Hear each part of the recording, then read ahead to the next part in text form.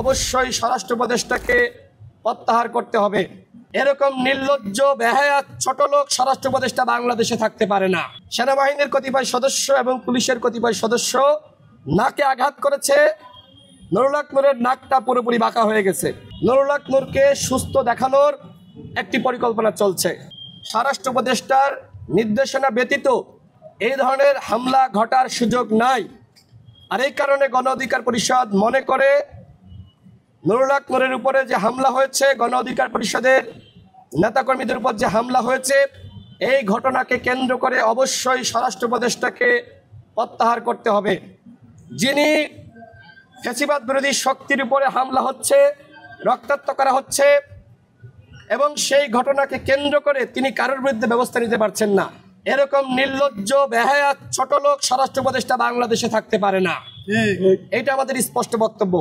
আমি আবারও সর্বশেষ বলছি, নুরুল হক নূর তিনি এখনো পর্যন্ত পরিপূর্ণ সুস্থ হননি। তিনি যে অবস্থায় হাসপাতালে ভর্তি হয়েছিলেন, যে সমস্যা এবং যে সংকট নিয়ে এখনো পর্যন্ত সেই সমস্যা, সেই সংকট রয়েছে, তার অবস্থা এখনো পর্যন্ত আশঙ্কাজনক এবং তার নাক দিয়ে এখনো পর্যন্ত ব্লিডিং হচ্ছে, তার কাশির সাথে ব্লিডিং হচ্ছে।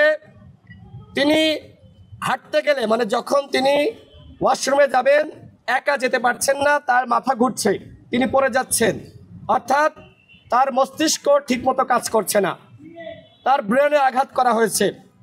দেখে দেখে সেন্সিটিভ স্থানে সেনাবাহিনীর কতিপয় সদস্য এবং পুলিশের কতিপয় সদস্য নাকে আঘাত করেছে। নুরুল হক নূরের নাকটা পুরোপুরি বাঁকা হয়ে গেছে। আমি জাস্ট তাকে জিজ্ঞেস করছিলাম এখন কি অবস্থা। তিনি খুব আস্তে করে বললেন যে ভাই, আমার নাকটা আপনি দেখেন পুরো বাঁকা হয়ে গেছে।